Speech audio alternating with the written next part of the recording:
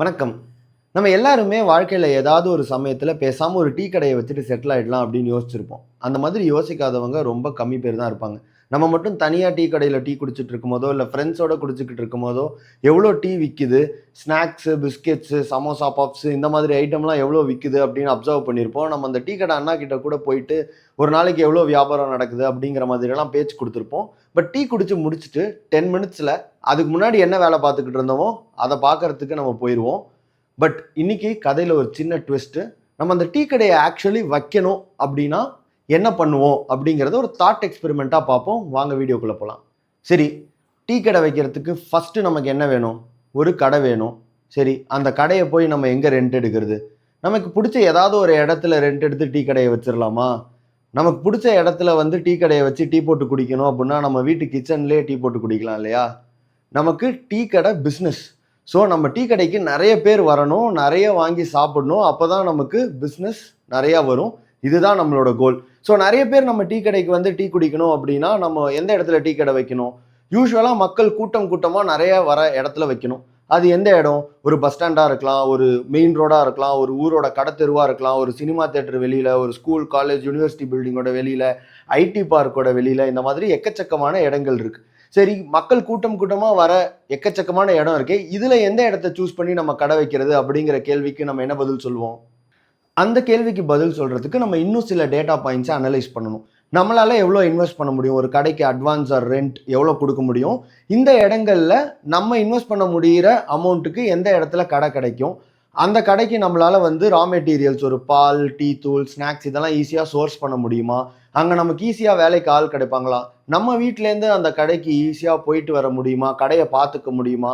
அது மட்டும் இல்லாம எந்த ஏரியால வந்து காம்படிஷன் கம்மியா இருக்குது? மத்தவங்கலாம் வந்து நிறைய டீ கடை வச்சிருக்காங்களா? இந்த மாதிரி நிறைய விஷயங்கள அனலைஸ் பண்ணி நம்ம வந்து எந்த இடத்துல வந்து ஒரு டீ கடை வைக்கிறது அப்படிங்கிறத டிசைட் பண்ணுவோம்.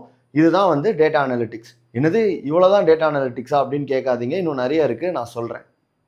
ஸோ கடையை எந்த ஏரியாவில் வைக்கிறதுன்னு டிசைட் பண்ணியாச்சு. டீ கடையையும் வச்சாச்சு. நெக்ஸ்ட் என்ன பண்ணுறது?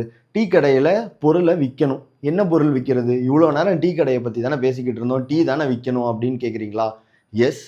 பட் டீலேயே நிறைய டிஃப்ரெண்ட் வெரைட்டிஸ் இருக்குது இல்லையா? ஜிஞ்சர் டீ இருக்குது, ஏலக்காய் டீ இருக்குது, மசாலா டீ இருக்குது. அது மட்டும் இல்லாமல் ஸ்நாக் ஐட்டம் இருக்குது, சமோசா, பப்ஸு, பிஸ்கெட்ஸு, இதர ஐட்டம்ஸ் இருக்குது. ஸோ இதிலலாம் வந்து எந்தெந்த விஷயத்த விற்கணும், என்னென்ன மாதிரி வெரைட்டிஸை விற்கணும் அப்படிங்கிற அந்த மெனு ஐட்டமை நம்ம டிசைட் பண்ணணும். அதுக்கப்புறம் ஒரு ஐட்டமையும் எவ்வளோ ரூபாய்க்கு விற்கணுங்கிற அந்த ப்ரைஸையும் டிசைட் பண்ணணும். ஸோ இதை எப்படி டிசைட் பண்ணுறது? இதுதான் நம்மளோட நெக்ஸ்ட் கொஸ்டின். இதை எப்படி டிசைட் பண்ணுவோம்? நம்ம ஆல்ரெடி கடை எங்கே வைக்கிறதுன்னு டிசைட் பண்ணி கடையை வச்சுட்டோம் இல்லையா? ஸோ அங்கே காம்படிட்டர்ஸ் இருப்பாங்க. ஸோ அவங்க கடையில் அவங்க என்னென்னலாம் விற்கிறாங்க, எவ்வளோ ரூபாய்க்கு விற்கிறாங்க, அதுக்கு மக்கள் எப்படி வந்து வாங்கி சாப்பிட்றாங்க, எப்படி மக்களோட ரியாக்ஷன் இருக்குதுங்கிறதெல்லாம் நம்ம போய் அனலைஸ் பண்ணோம் அப்படின்னாலே, நம்ம கடையில் நம்ம வந்து என்னென்ன வேரியேஷன் ஆஃப் டீ விற்கணும், என்னென்ன ஸ்நாக் ஐட்டம் அண்ட் இதர் ஐட்டம்ஸ் விற்கணும் அப்படிங்கிறது நமக்கு தெரிஞ்சிடும். என்ன ப்ரைஸ் வைக்கணும் அப்படிங்கிறதையும் தெரிஞ்சிடும். அதுக்கும் மேலே அந்த ஏரியாவில் இருக்கிற மக்களோட புரிதல் நமக்கே இருந்துச்சு அப்படின்னா, மற்ற காம்படிட்டர்ஸை விட ப்ரைஸை கம்மியாக வச்சாலோ இல்லை வேற வெரைட்டி வச்சாலோ மக்கள் நிறையா வாங்குவாங்களா, இல்லை ப்ரைஸை கொஞ்சம் அதிகமாக வச்சு குவாலிட்டியாக பண்ணால் மக்கள் நிறையா வாங்குவாங்களாங்கிற புரிதல் நமக்கே இருக்கும். ஸோ அதை அனலைஸ் பண்ணி கூட நம்ம மெனு ஐட்டம்ஸையும் ப்ரைஸையும் டிசைட் பண்ணிக்கலாம். ஸோ அதை ஃபஸ்ட்டு டிசைட் பண்ணிவிட்டு நம்மளோட கடையை திறந்துடலாம். ஸோ கடையை திறந்தாச்சு. அடுத்து என்ன? நம்ம செட் பண்ண அந்த மெனு அண்ட் அதுக்கான ப்ரைஸை வச்சே பிஸ்னஸ் சூப்பராக ஓடுச்சுன்னா சூப்பர். அப்படி இல்லை அப்படின்னா வந்துட்டு நம்ம ப்ரைஸையும் மெனு ஐட்டம்ஸையும் சேஞ்ச் பண்ணி எக்ஸ்பெரிமெண்ட் பண்ணி நம்ம பிஸ்னஸ் நல்லா ஓடுற வரைக்கும் ரிப்பீட் பண்ணி எக்ஸ்பெரிமெண்ட் பண்ணலாம். இதுக்கு டேட்டா எங்கே கிடைக்கும்? நம்மளோட சேல்ஸ் நம்பரே இருக்குமே. ஸோ நம்ம அந்த எக்ஸ்பெரிமெண்ட் பண்ணுற ஃபியூ வீக்ஸில் எந்த ஐட்டம் நல்லா விற்கிது, எந்த ஐட்டம் நல்லா விற்கலை, எந்த மாதிரி விஷயங்களை மக்கள் விரும்பி சாப்பிட்றாங்க, இதெல்லாம் நமக்கே தெரியும். ஸோ அதை பேஸ் பண்ணி நம்ம வந்து எக்ஸ்பெரிமெண்ட் பண்ணி நம்மளோட பிஸ்னஸை க்ரோ பண்ணிக்கலாம்.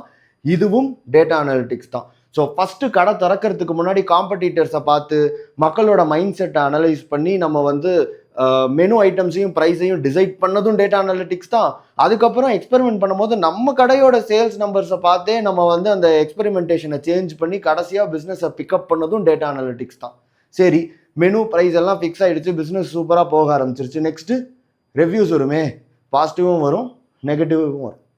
ஸோ இந்த பாசிட்டிவ் அண்ட் நெகட்டிவ் ரிவ்யூஸில் எது வந்து ஜென்யூனான ரிவ்யூஸ் அப்படிங்கிறத ஃபில்டர் பண்ணி அதை படித்து அதில் மக்களோட சென்டிமெண்ட் எப்படி இருக்குதுங்கிறதெல்லாம் அனலைஸ் பண்ணி நெக்ஸ்ட் பிஸ்னஸை எப்படி நெக்ஸ்ட் லெவலுக்கு க்ரோ பண்ணுறது அப்படிங்கிறத பேஸ் பண்ணி நம்ம நெக்ஸ்ட் லெவலுக்கு நம்ம பிஸ்னஸ் எடுத்துக்கிட்டு போகலாம்.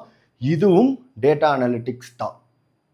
ஸோ இந்த டீ கடை ஆரம்பிக்கிற சினாரியோவை பற்றி பேசும்போது இதுலேயே எவ்வளோ டேட்டா அனலிட்டிக்ஸோட இன்வால்மெண்ட் இருக்குது அப்படின்னு நீங்கள் பார்க்கலாம். பட் இதில் வந்து நம்ம எஸ்கியூஎல், பைத்தான், பவர் பிஐங்கிற மாதிரி எந்த டூலை பற்றியுமே பேசலை. இது எப்படி டேட்டா அனலிட்டிக்ஸ் ஆகும் அப்படின்னு நீங்கள் கேட்டிங்க அப்படின்னா அதுக்கு நான் ஒரு குட்டி எக்ஸாம்பிள் சொல்கிறேன். நம்ம கிச்சனில் வந்து கத்தி, shopping board, ingredients, vegetables, appliances எல்லாமே இருக்குது. ஸோ இது எல்லாத்தையும் வச்சு ஒருத்தரால் ஒரு நல்ல பிரியாணி செஞ்சிட முடியுமா? முடியாது இல்லையா? ஒரு நல்ல பிரியாணி எப்படி செய்கிறது அப்படிங்கிறது தெரியணும். அதே ரிவர்ஸில் வருவோம். ஒருத்தருக்கு வந்து ஒரு நல்ல பிரியாணி செய்கிறதோட ரெசிபி நல்லா தெரியும், மனப்பாடமாக தெரியும். ஆனால் அவங்களுக்கு வந்து கத்தி, சாப்பிங் போர்டு, அப்ளையன்ஸ்லாம் யூஸ் பண்ண தெரியாது அப்படின்னா அவங்களால ஒரு பிரியாணி செய்ய முடியுமா? முடியாது இல்லையா? அதே மாதிரி தான். ஸோ பிரியாணிலேருந்து அனலிட்டிக்ஸ்க்கு வருவோம். டேட்டா அனலிட்டிக்ஸும் அப்படி தான். ஸோ டேட்டா அனலிட்டிக்ஸில் வந்து டூல்ஸ் கற்றுக்கிறது, எஸ்கியூஎல், பைத்தான், பவர் பிஐ மாதிரி டூல்ஸ் கற்றுக்கிறது எவ்வளோக்கு எவ்வளோ முக்கியமோ அதே மாதிரி அந்த டூல்ஸை வச்சு எப்படி வந்து அனலைஸ் பண்ணி பிஸ்னஸ் டெசிஷன்ஸ் எடுக்கிறது அப்படிங்கிறத கற்றுக்கிறதும் ரொம்ப முக்கியம். டூல்ஸை யூஸ் பண்ணி எப்படி அனலைஸ் பண்ணணும், என்ன அனலைஸ் பண்ணணும், இதெல்லாம் எப்படி கற்றுக்கிறது? நம்ம டீ கடை எக்ஸாம்பிளில் பார்த்த மாதிரி தான். ஒரு பிஸ்னஸோ இல்லை ஒரு பர்சனல் லைஃப் டெசிஷனாகவே இருந்தாலும் அதுக்கு நமக்கு என்னென்ன டேட்டாலாம் வேணும், அதை எங்கேருந்து கலெக்ட் பண்ணுறது, அதை எப்படி க்ளீன் பண்ணுறது, அதில் என்ன அனாலிசிஸ் பண்ணி நம்மளோட டெசிஷனுக்கு தேவையான அனாலிசிஸ் பண்ணி அதுலேருந்து எப்படி டெசிஷன் எடுக்கிறது அப்படிங்கிறத கற்றுக்கிறது தான். ஸோ டேட்டா அனலிட்டிக்ஸ் அப்படிங்கிறது வந்து இன்னைக்கோ நேத்தோ வந்த ஃபீல்டு இதில் இது ரொம்ப நாளாக நம்ம கூடவே இருக்குது. நம்ம ஜஸ்ட் பேர் வைக்காமல் அதை பண்ணிக்கிட்டு இருந்தோம் நம்ம பிஸ்னஸ்லையும் பர்சனல் லைஃப்லையும். இன்னைக்கு நம்மளும் பிஸ்னஸஸும் ஜென்ரேட் பண்ணுற டேட்டா எக்கச்சக்கமாக ஆயிட்டதுனால இது ஒரு தனி ஃபீல்டாக, டிபார்ட்மெண்ட்டாக இவால்வ் ஆகி இதுக்கு வந்து ஒரு பேர் வச்சு நம்ம வந்து செஞ்சுக்கிட்டு இருக்கோம், கற்றுக்கிட்டு இருக்கோம், எல்லாமே பண்ணிக்கிட்டு இருக்கோம். ஸோ முன்னாடியே சொன்ன மாதிரி டேட்டா அனலிட்டிக்ஸை பொறுத்த வரைக்கும் நீங்கள் டூல்ஸ் கற்றுக்கிறது எவ்வளோக்கு எவ்வளோ முக்கியமோ அந்த டூல்ஸை யூஸ் பண்ணி என்ன டேட்டாவை அனலைஸ் பண்ணணும், அதை எப்படி அனலைஸ் பண்ணணும், அதை எப்படி வந்து ஒரு பிஸ்னஸ் டெசிஷனுக்கு ஏற்ற மாதிரி அனலைஸ் பண்ணணும் அப்படிங்கிறத கற்றுக்கிறதும் ரொம்ப ரொம்ப ரொம்ப முக்கியம். இந்த மாதிரி அனலிட்டிக்ஸ் பற்றியும் ஜென்ரலாக டெக் பற்றின கான்செப்ட்ஸையும் ஈஸியாக புரிகிற மாதிரி சிம்பிளாக தமிழில் கற்றுக்கிறதுக்கு இந்த சேனலை சப்ஸ்கிரைப் பண்ணிக்கோங்க.